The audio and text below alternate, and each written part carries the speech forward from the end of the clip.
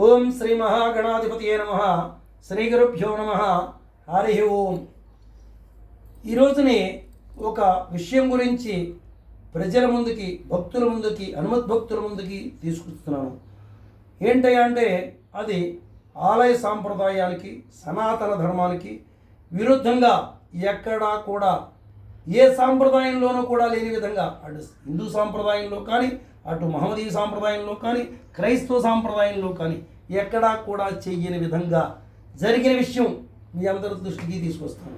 అంటే కామన్గా నేను ఇంతవరకు విన్న దాంట్లో అన్య దేవాలయాల్లో ఇతర మతస్థులు ఉన్నారు అంటూ వాళ్ళు ఉద్యోగాల రీత్యా ఎంప్లాయీస్గా, అంటే అర్చక విధానంలో కాకుండా ఏదో అకౌంట్ సెక్షన్లోనో లేకపోతే ఇంకో వేరే స్వీపింగ్ సెక్షన్లోనో వేరే వేరే విభాగాల్లో వారు ఉన్నారు, వారు కూడా ఇందులో పనికిరాదని మనకి ఒక గొడవ నడుస్తుంది. అటువంటి చోట ఇవాళ నాకు ఏమనిపించిందంటే అర్చకులే క్రిస్టియన్స్ ఉన్నారా అనిపిస్తుంది. అర్చకులే క్రిస్టియన్స్ ఉన్నారా అనిపిస్తుంది.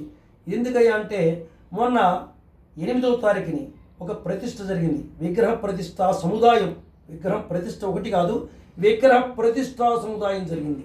అందులో ఏకాదశముఖి వీరాంజనేయ స్వామి, కాలభైరవుడు, అష్టభైరవులు, అదేవిధంగా భద్రకాళి, వీరభద్రుడు, నవగ్రహాలు, నవగ్రహ స్వరూపంలో ఉన్నటువంటి ఆంజనేయ స్వాములు అనేక రకరకాలుగా సృష్టించి పెట్టారు. బాగుంది. ఇవన్నీ కూడా విగ్రహాలన్నీ ప్రతిష్ఠ చేశారు. విగ్రహ ప్రతిష్ఠ చేసేటప్పుడు ఏ విగ్రహ ప్రతిష్ఠ చేసినా కామన్గా ఆ విగ్రహ ప్రతిష్ఠలో ఉన్న లోపాలు ఉన్నాయా, ఆ విగ్రహం శిల్పశాస్త్ర ప్రకారంగా సరైనదా కాదా, ఏదో జకనాచార్యులాగా చెకింగ్ గురించి తర్వాత మాట్లాడుకుందాం. అలాగే శిల్పశాస్త్ర ప్రకారంగా ఉందా లేదా అనే విషయం గురించి ఆ చిన్న చిన్న విషయాల్లోనే వాళ్ళ దోషాలు చాలా దోషాలు చేశారు.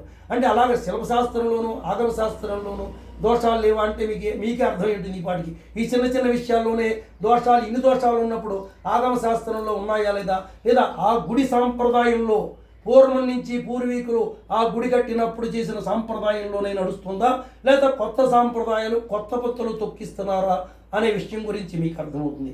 ఏం చేత చెప్తున్నానంటే ఆ విషయం శిల్పశాస్త్రం గురించి అవి మీకు చెప్పాను అనుకోండి, ఏమోనండి మాకేం తెలుసును, ఏదో రాముడు అన్నారు, బాణ పెట్టుకుని ఉంచున్నాడు, దండ పెట్టుకున్నాం, వినాయకుడు అంటే తొండ ఉంది, దండ పెట్టుకున్నాం, మాకేం తెలిసిందండి అంటారు. అలా కాకుండా అవన్నీ కూడా తర్వాత వివరంగా సవివరంగా శాస్త్ర ప్రకారంగా మీకు ఆధారం చూపుతూ, అదేవిధంగా అక్కడ ప్రతిష్ఠ చేసిన పూర్వీకులు ఏ సంప్రదాయంలో చేశారనేది అక్కడ పూర్వ మూర్తివంతాలను కూడా చూపుతూ, అప్పుడు పూర్వ మూర్తివంతానికి ఇప్పుడున్న మూర్తివంతాలకి గల తేడాను కూడా ఇప్పుడు మీకు సపోజ్ అర్థమయ్యే భాషలో చెప్పాలంటే ఆంజనేయ స్వామి, పంచముఖ ఆంజనేయ స్వామి మీకు చూపెడుతున్నాను చూడండి. ఇక్కడ ఇదిగో ఆంజనేయ స్వామి ముఖం, పంచముఖ ఆంజనేయ స్వామిలో 5 ముఖాల్లో ఇది ఆంజనేయ స్వామి ముఖం, వానర ముఖం.